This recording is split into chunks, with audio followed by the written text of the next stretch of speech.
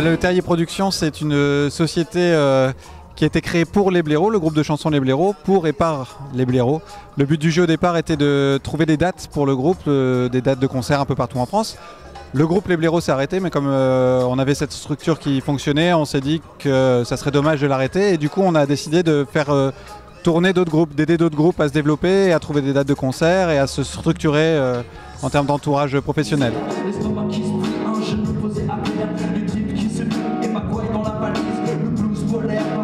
Sur la banquise, je traîne les pieds et ça frise le ridicule. Quand je finis par me répandre en conciliabule, que je me lis sur une épaule de l'autre sexe. Ça émeut les femmes et ça les fatigue, demande à mes ex. D'où l'idée de faire le festival qu'on a présenté ce week-end, vendredi et samedi, le Terrier des Niches. L'idée pour nous était de permettre à ces groupes de se produire dans une belle salle, sur une scène un peu mythique de la ville de Lille et de la métropole lilloise, au Splendide, et de se présenter aussi devant un large public, des professionnels, et voilà, et essayer de leur donner un coup de pouce supplémentaire.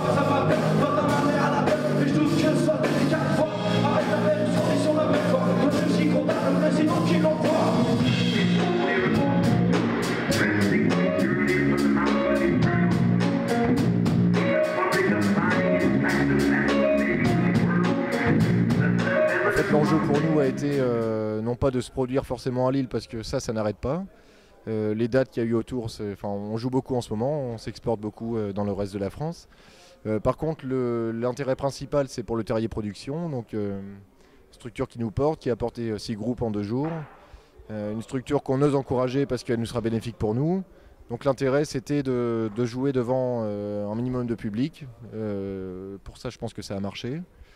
De pouvoir jouer devant quelques programmateurs parce que le but est aussi de se faire repérer avec le travail qui est fait derrière par Robin, par Pierre et par toute l'équipe finalement, il y a beaucoup de monde là-dessus.